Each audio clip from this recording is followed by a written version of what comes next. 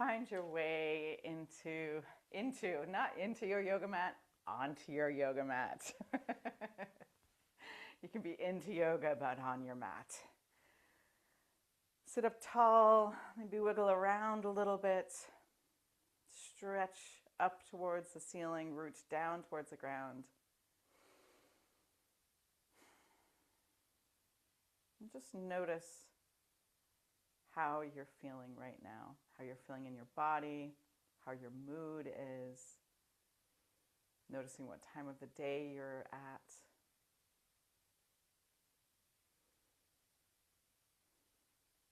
And then bring your hands to heart center. Let your thumbs connect to your breastbone. Let your shoulders soften behind you.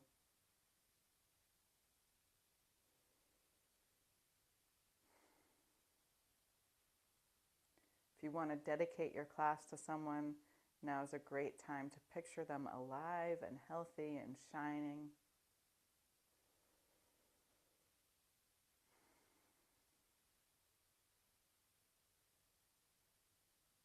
Empty your breath and let's sound 3 ohms.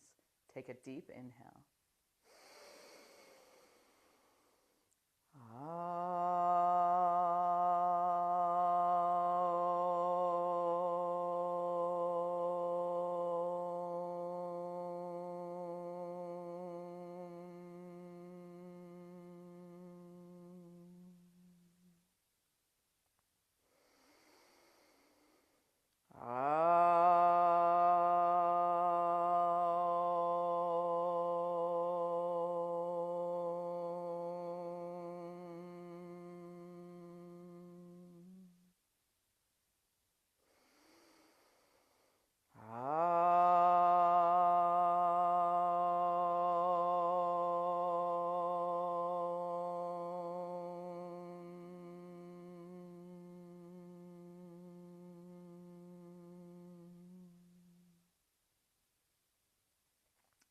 Keeping your eyes closed, take your hands to your head and just start to massage your skull.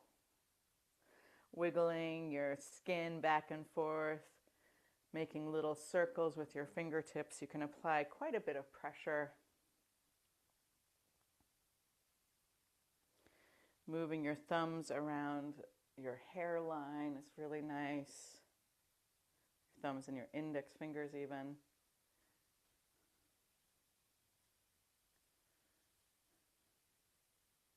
And then interlace your fingers behind your neck and squeezing your fingers, use that resistance and push your head back into your knuckles as you look up towards the sky. Pushing your tongue to the top of your mouth. Take a couple breaths here. And then release, shake out your hands and let your fingers return to your head, but this time make your fingers pitter-patter over your forehead, along your brow, softly underneath your eyes, down your nose. And then you can apply a little bit more pressure right when you come under your nasal flügel, what's that, your nostrils, and then bring your index fingers right underneath and just make some stronger pushing, like acupuncture moments, excuse me. And then drag your knuckles along your cheeks. If you're not sure what I'm talking about, you feel free to take a peek. And then pitter-patter down onto your cheeks, on your upper lip, underneath your lip, and then take your fingers to your jawline and again make circular little massaging motions, a little bit more pressure than the pitter-patter along your jawline.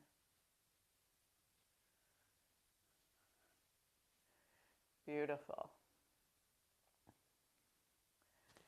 And then bring your hands, you might want to open your eyes now, but you're going to bring your fingers behind your neck again, but this time let your wrists meet in front. And just like you're really pumping, squeeze your hands in, pulsing. You're not choking yourself, just enough to feel like it's like a tight turtleneck. loose to tight. Imagine you're just, yeah, it's nearly like, you know, the arm pressure strap that you do for like blood pressure. Imagine it a little bit pumping like that. Beautiful. Now take one hand, put it to your breastbone, and then lift your chin up and just wipe your skin up towards your chin. It's like you can imagine like soothing out the little wrinkles in your neck, perhaps, if you have them, or encouraging your neck to be wrinkle-free, well, forever. La, la, la, la. Beautiful. And then take your hands to the side of your chest and just swipe down a couple of times. So you really want to start as high up as you can, so you're really underneath your armpits, and then you feel the sensitivity and then just swipe it out. Perfect. All right, and take that swipe and go along your thighs. You can go inner thighs, top of your thighs, a little bit back of your thighs. And then stretch your legs out. Aha, ta-da! And maybe just reach your hands down your shins and your calves, wiggling, squeezing, getting a little motion in there. You can massage your toes on one side, even getting a little pressure into the instep of your foot. You're welcome to fold your foot in, or you can reach it while it's stretched out, moving it around, and then take the other side, massaging and just moving your foot.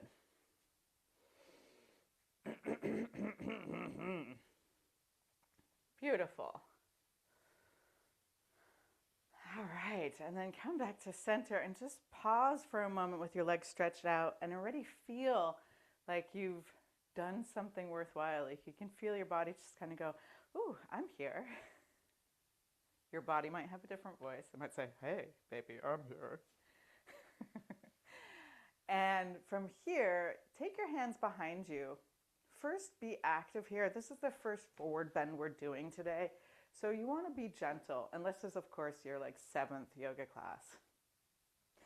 Now, start to hinge forward at the hips, keeping a straight and neutral spine here. For some of us, this is going to be just plenty. Other people can take their hands in front and start to walk your hands forward, still coming forward with this, like this neutral spine. And once you can't go any further forward, just settle into the pose. Maybe you're lucky enough to get your elbows down, or maybe you're already napping on the floor. Most likely somewhere in between, letting your chin drop to your chest and lying on the floor. Take a full inhale, and with your exhale, just sigh it out through your mouth.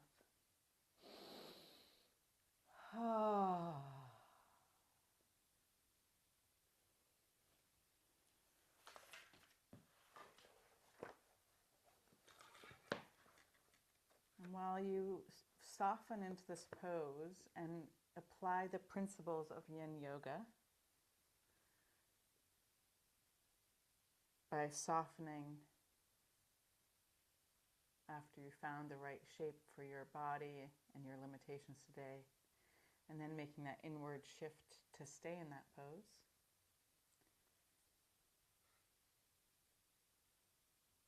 Notice how naturally your attention moves a little bit more inward as stillness takes over the pose.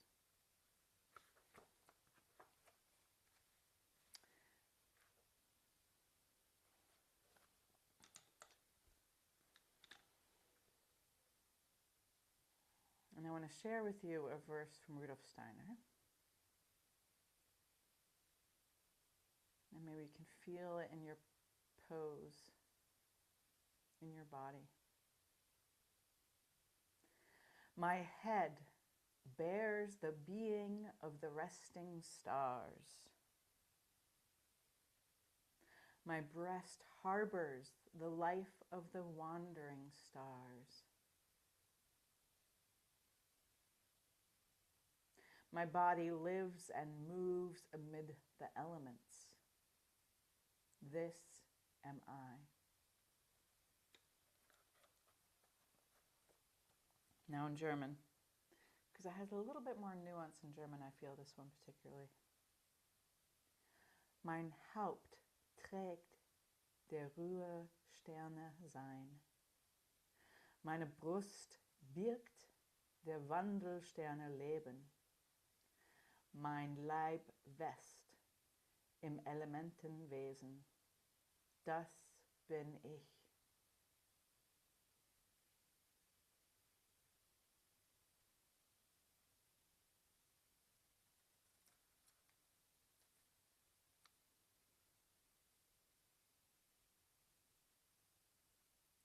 Mein Haupt trägt der Ruhesterne sein. Meine Brust birgt der Wandelsterne Leben. Mein Leib wächst im Elementenwesen. Das bin ich. So when you translate it, my head bears the being of the resting stars.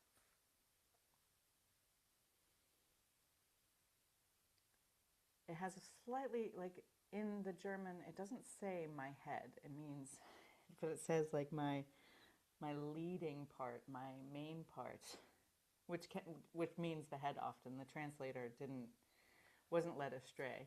But there's a little bit more of like my leader, my physical leader in my body nearly, how it's referred to in the German, bears the being of the resting stars. And this is the part of the sentence, this verse, where I want to focus on a little bit today. How the resting stars, which can also be called the Zodiac,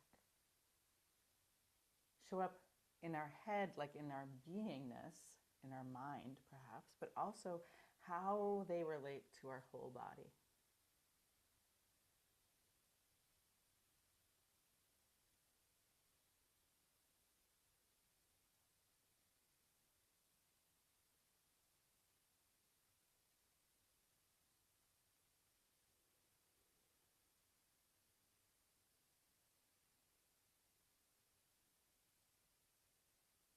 See if you can soften for these last couple of breaths in this pose.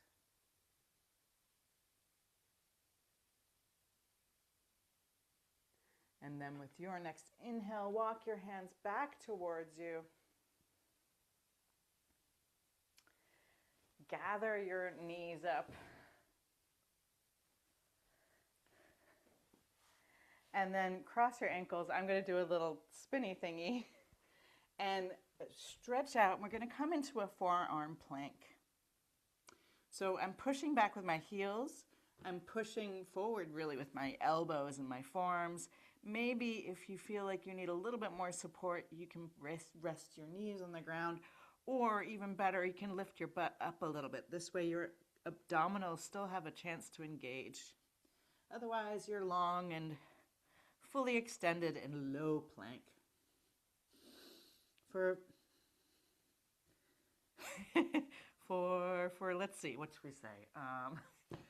10, 9, 8, 7, 6, 5, 4, 3, 2.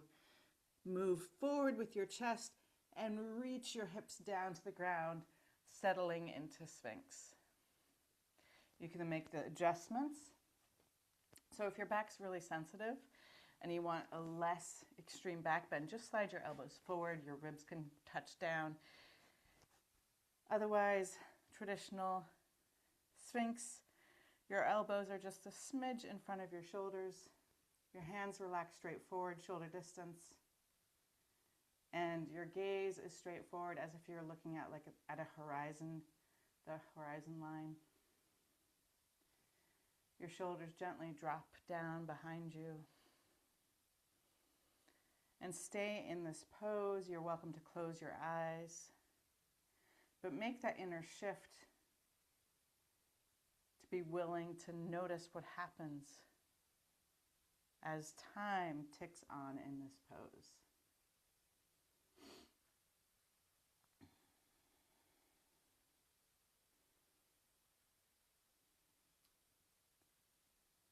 So one of the beautiful mysteries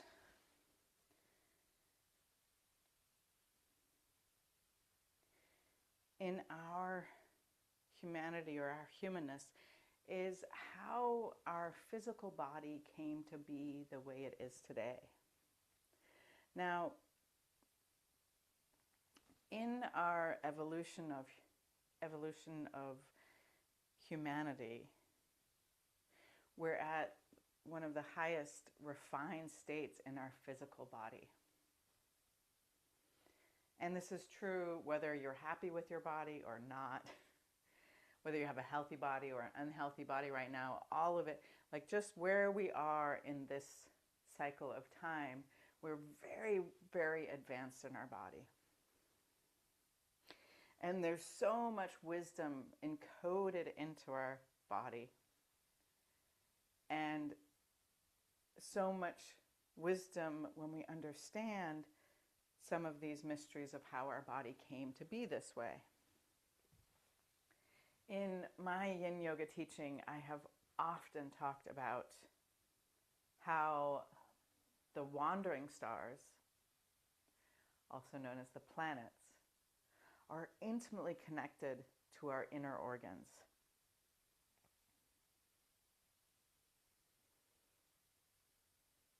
That there are some elements, some formative forces out of which these organs were created that are connected to Saturn, to Jupiter, to Mercury, to the Sun.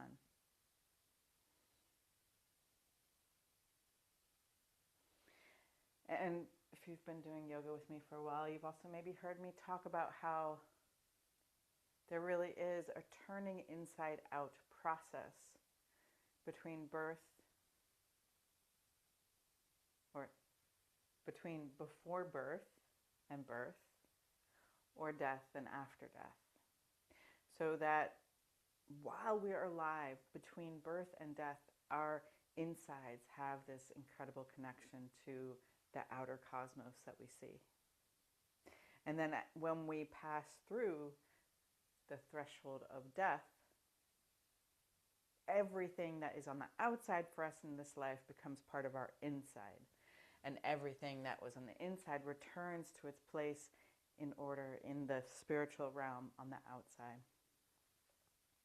So that we have an experience of the planets and the planetary beings and the planetary spheres as part of the intimate education between births, death and birth. One lifetime and the next lifetime. But here we are on earth between birth and death.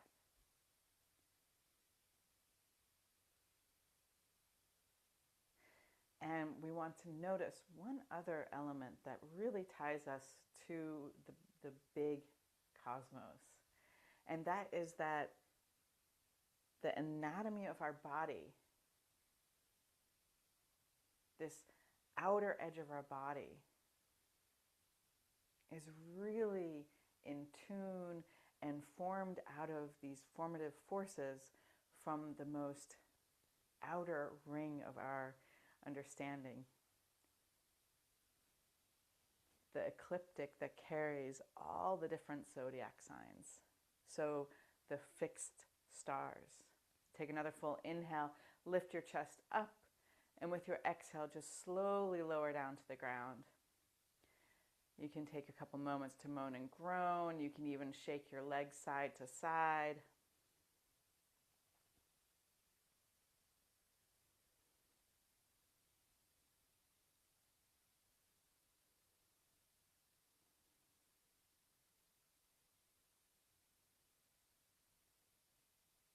And then take your elbows underneath your shoulders, reach your hips back, coming into tabletop.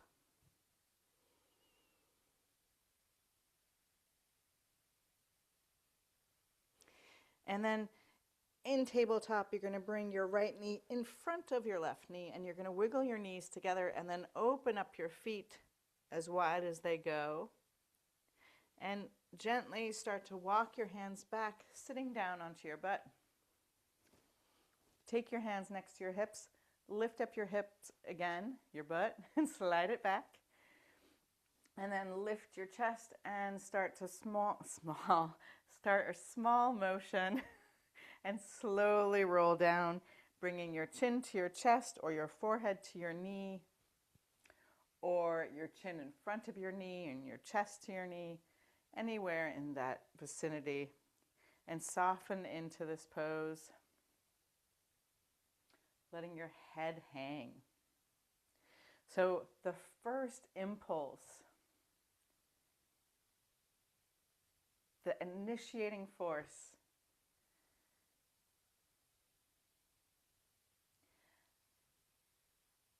whether you're looking at how the process of birth happens or whether you're looking even at how the fetus forms in the womb, is that first the head is started to my English is gone today. It's all about the skull and the head. So when we come to the beginning of the zodiac,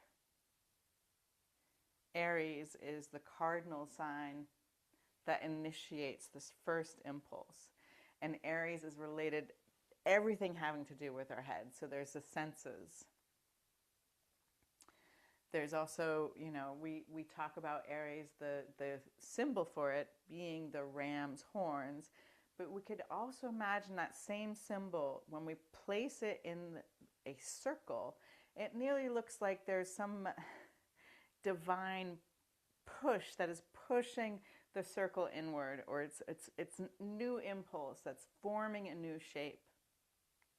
And another place that we can really notice this kind of the arch of the Aries horns is actually in our brow. So the eyebrows and that space in between our brow here.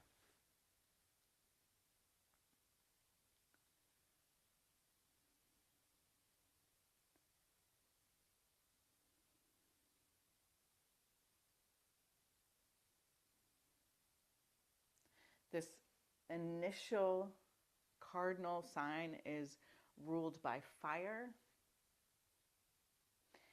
And we can also understand that fire is connected to impulse and new and initiating and will. So another strong connection to the Aries archetype is the connection to the will and willpower.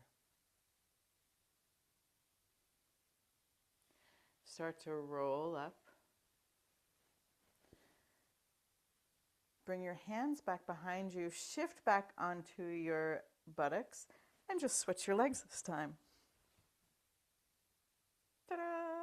Now, you might have to, I prefer often to make the readjustment by coming forward again on my knees and wiggling my knees and cuddling them closer, and it just somehow gives a nicer alignment. You can slide your buttocks back again, lift up your heart, and even knowing how intense and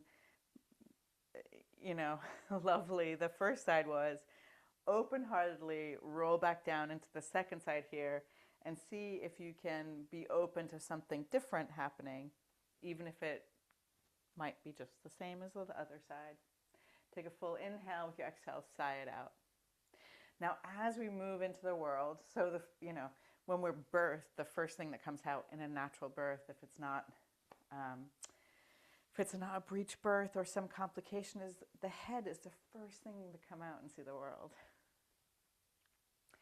And then, of course, it's followed by the throat, the neck area. And this is ruled by the earth sign Taurus. It's particularly connected to the voice cords, the larynx, the thyroid, everything here that's like very active. And we can even think of there's a creative power here in our capacity to say something into being. So also we notice that in our evolution, once a child starts to talk, they have a new power. And it's one of the fundamental gifts that we have after our beingness is one of expression, to be able to talk. And you could even imagine the picture for Taurus, which is the round sphere of maybe spirit or consciousness or a head with horns on top. These two symbols classically can also be spirit, and the horns or the moon shape can be consciousness. But there is a reference to the ox. And while the head of the bull is around the throat, you can imagine the horns of the bull reaching up to our ears. And when we look at this occult connection between our insides and the different planets, we notice that Venus, who rules Taurus, is connected to our kidneys, which has a lot to do with balance and hearing.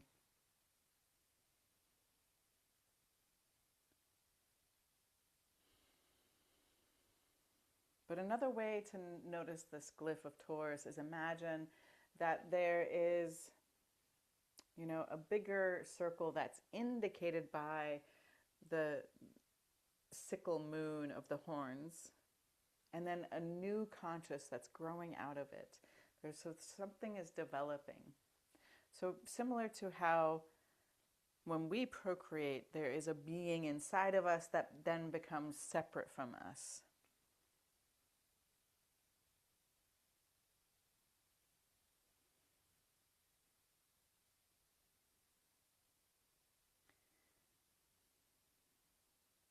And then inhale, start to roll up.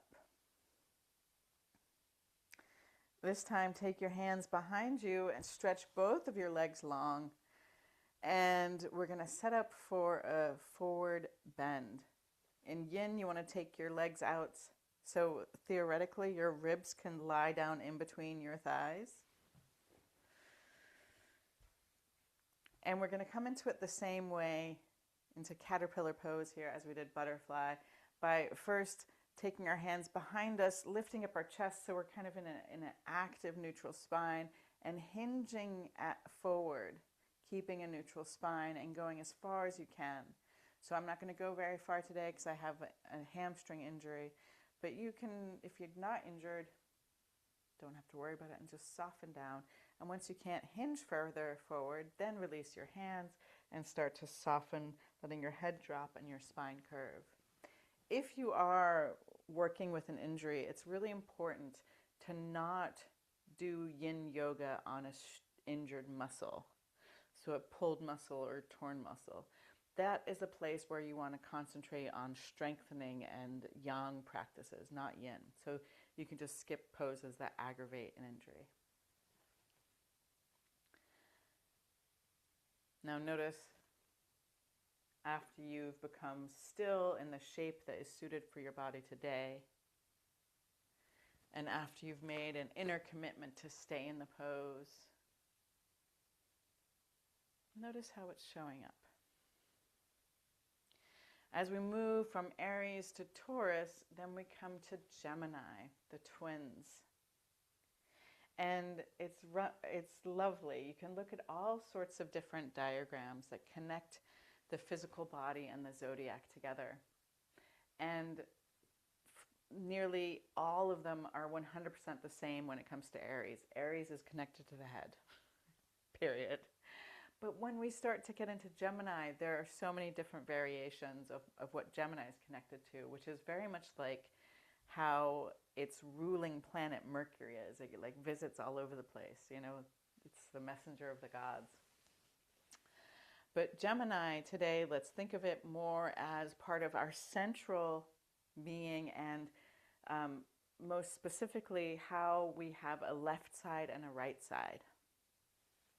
And you can imagine that down that plane of symmetry as it is in our body. It goes down through the center of our face, down through the center of our neck, our torso, all the way down in between our legs even. We have this amazing right side and left side existence in our body. And there is a mirroring that happens between the right side and the left side. And it's anytime we see a mirroring element, we want to understand that this is helping us know something. So very simply, I can look in the mirror and see my reflection, and I can see if I put mascara in the middle of my forehead instead of my eyelashes, or I can see if I have I don't know, a bruise on one side of my face or not.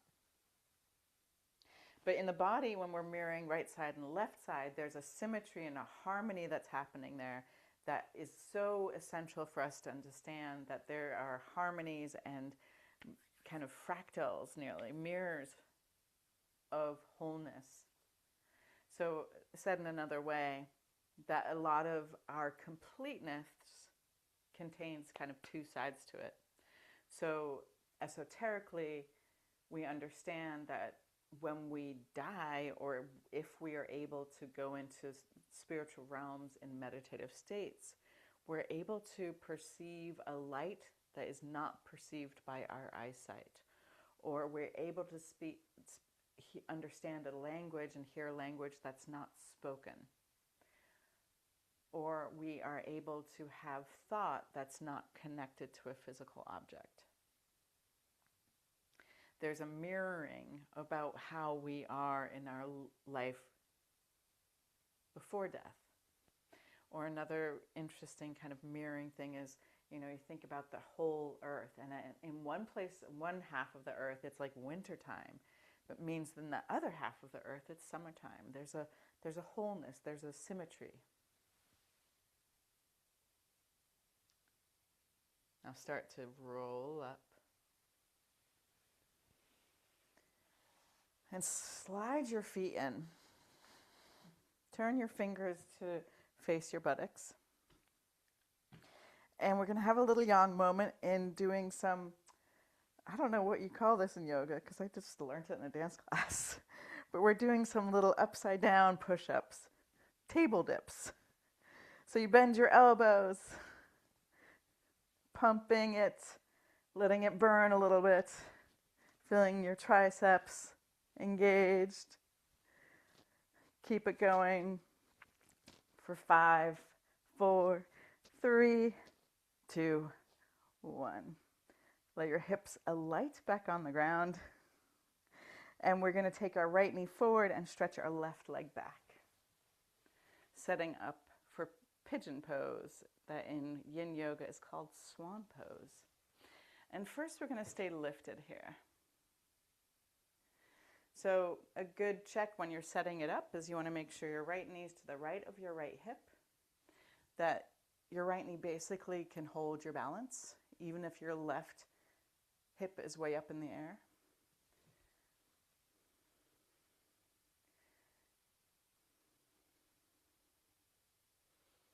We feel a pressure in the kidney area,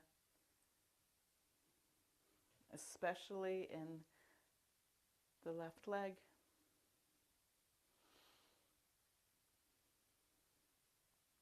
Lift up your chin, look up at the ceiling, stick your tongue out, and tick-tock your tongue back and forth like a metronome.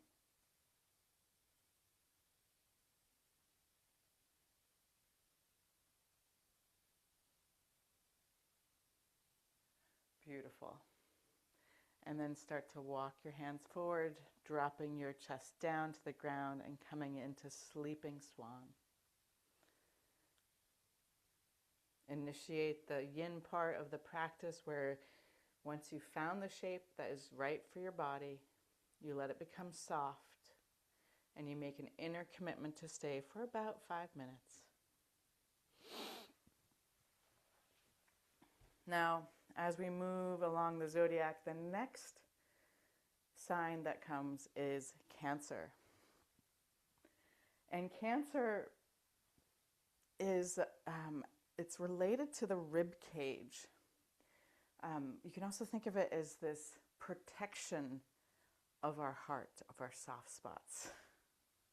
So, Cancer in English, we often connect it to the crab. In different languages, sometimes it's a crayfish, but always in a hard shell bottom feeder. And so there's something about, there's a softness about the crab that has to be protected.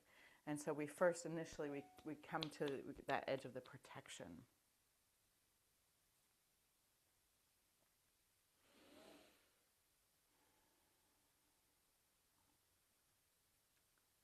But it's about nurturing, about caring, like shielding a space so some work or activity can happen. And what it's shielding this time is really where the Leo is powerful. And the Leo is this creative force that's connected to our heart and the sun. Now, in traditional astrology, we often talk about Leo wanting to be center stage, wanting to be seen. But actually, the mission of Leo is, of course, to be seen, but only with a purpose of inspiring huge audiences. Showing your own heart to the world, allowing the power of this light of an individual to reach the periphery of community.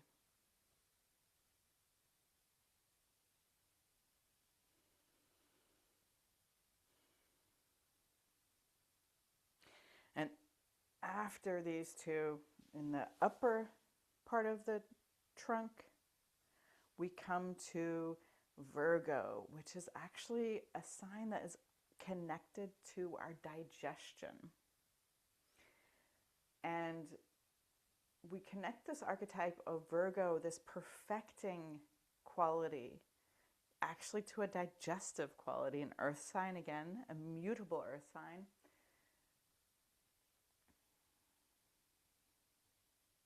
And what more could we have as an example of perfection than this magical process of eating foods, diverse foods, and they're perfecting themselves to actually sustain and express themselves as part of you. You know, how the carrot becomes you. What a perfecting state.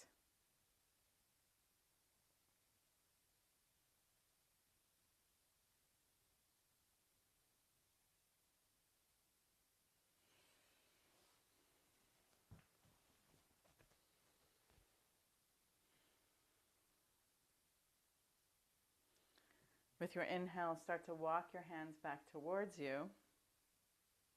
Bring your hands underneath your shoulders, tuck your back toes under, and this time lift up into plank. Again, pulling your belly up. If you're really struggling and your hips are sinking too low below your shoulders, you can lift them up a little higher. Trying to engage your abdominals, inching backwards and forwards if you'd like. And then we're going to move and bring the left knee forward to the left wrist, stretching the right foot back, coming into the second side of swan. Stay lifted here, experiencing the squeeze into the kidneys.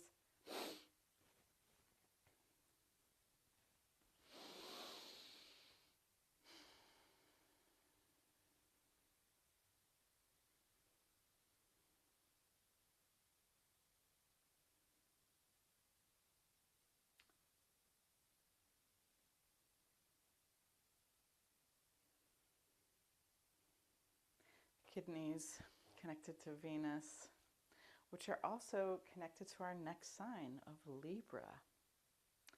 So this is where there is an impulse to be in relationship and be in balance with the world.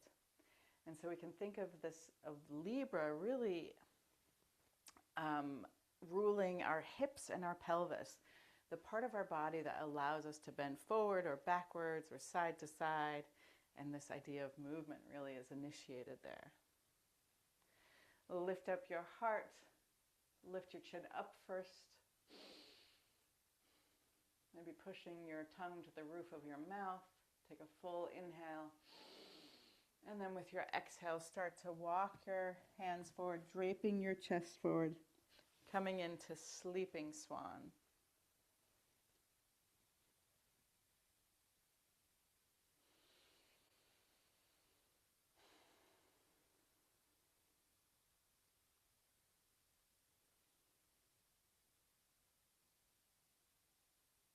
after Libra and this initiation of relationship,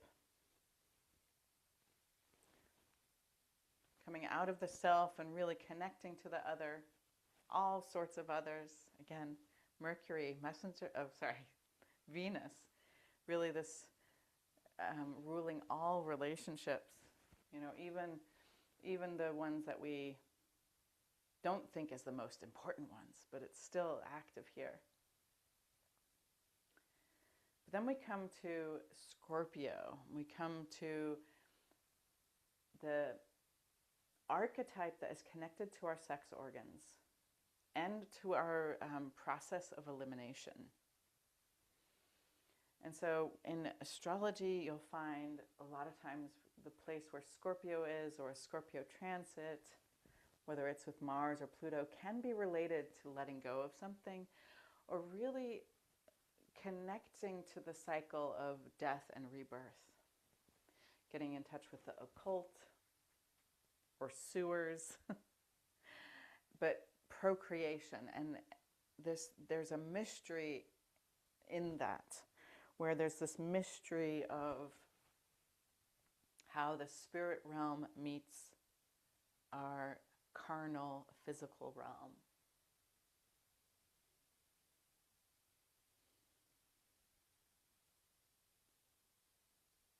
A water sign. And water is, the water signs are all connected with endings of some sort. So the end of the digestive process, for instance. And then from this sign that's connected to death and rebirth, we come to Sagittarius. So after all the elements of the trunk are kind of ruled by different things, what does Sagittarius have to do with? And Sagittarius really has to do with our capacity to move out into the world, whether it's physically on pilgrimages or adventures, or mentally on philosophy, or even metaphysically in trying to learn the occult or having faith. These are all things that move us out from our closed inner life and our relational life, really out into the world. And therefore, Sagittarius rules the upper arms and the thighs. The place that has, you pull back with the arrow and you release. You have to pull your arm all the way back. You can't just do it with your forearm. It's your whole arm. Or running. Think about that. And then we arrive at, after the fire sign, the initiator of action, we arrive at Capricorn. And Capricorn rules our joints, especially our elbows and our knees. And the Saturnian Sirius sign really tempers the way that we are able to bear responsibility. When we become inflexible in our joints, it affects everything.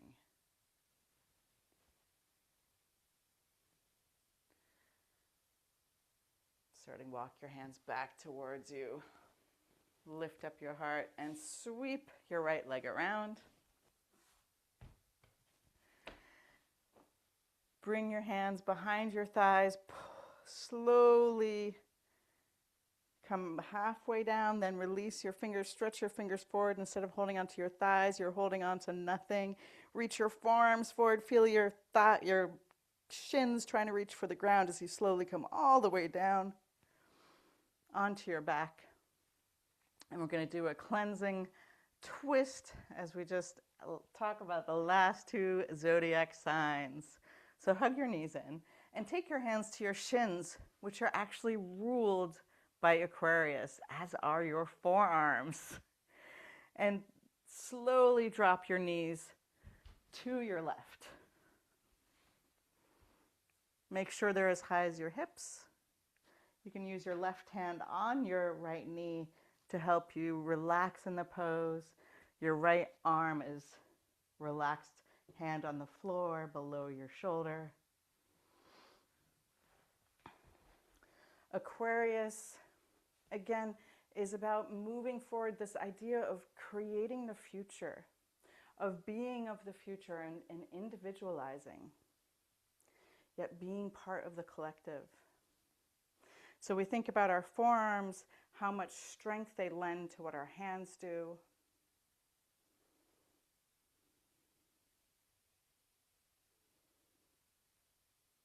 They're a little bit weird, you know, we don't talk about our forearms or our shins that much.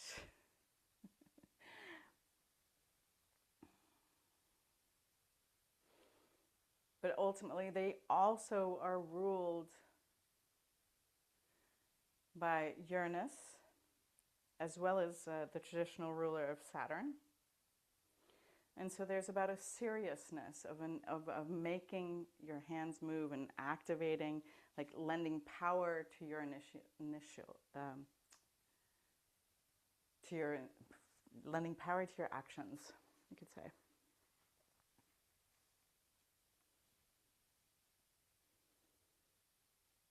A little bit continuing this Sagittarius outward movement.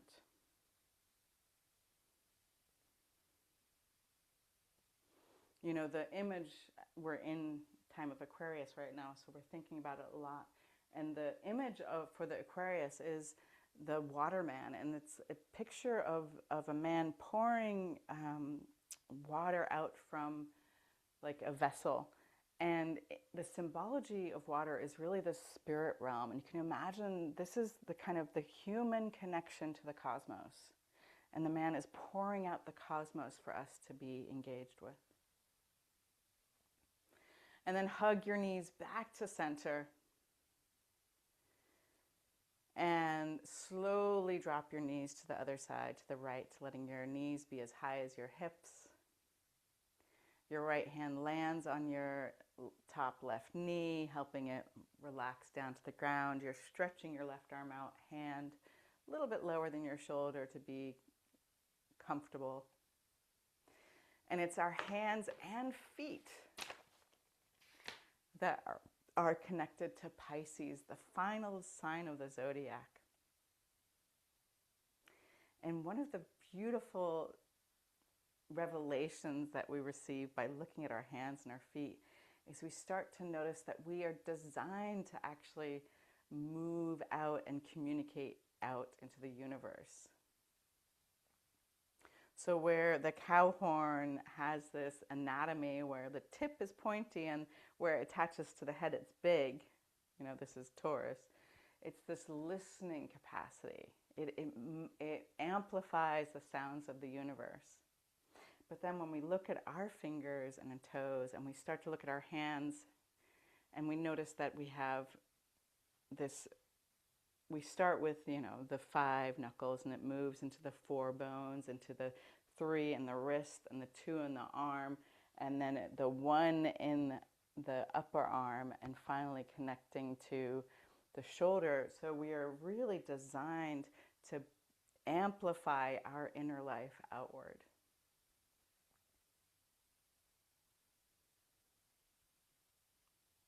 So this is the final and completing sign of the zodiac, the fishes, a water sign.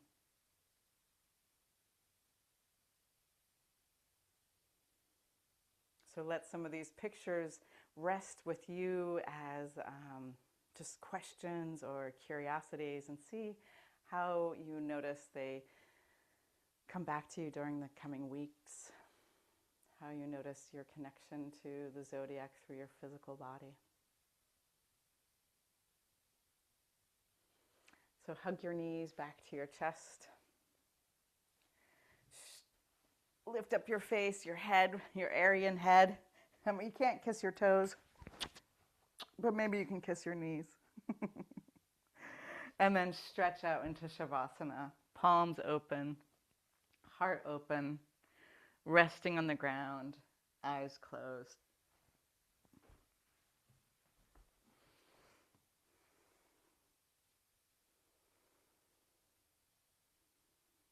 So rather than trying to fall asleep and dreaming away, you want to practice keeping your attention in your still body, in the present moment.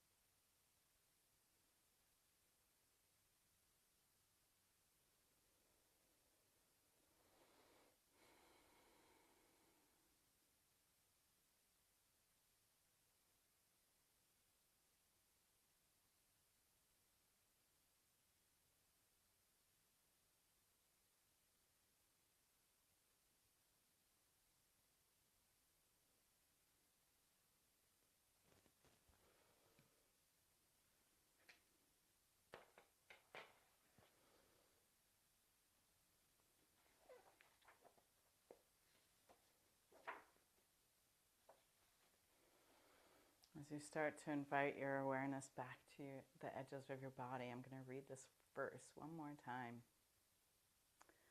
My head bears the being of the resting stars. My breast harbors the life of the wandering stars. My body lives and moves amid the elements. This am I. And then help yourself up into a comfortable seated position for stretching your arms long, wiggling your feet away, then curling into a ball, hugging in, rolling to your side, and then ascending to a seated position. Bring your hands to heart center. Lift up your heart with your eyes closed. Picture the person you dedicated your class to.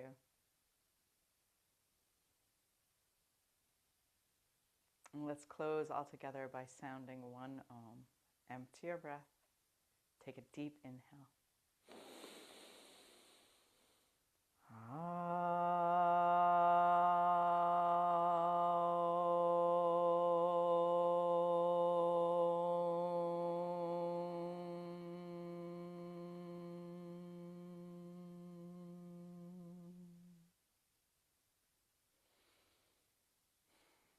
your prayer hands to your third eye. Invite the divine light. And as we bow forward together, we say, Namaste. And so much love. Thank you so very much. Make some noise.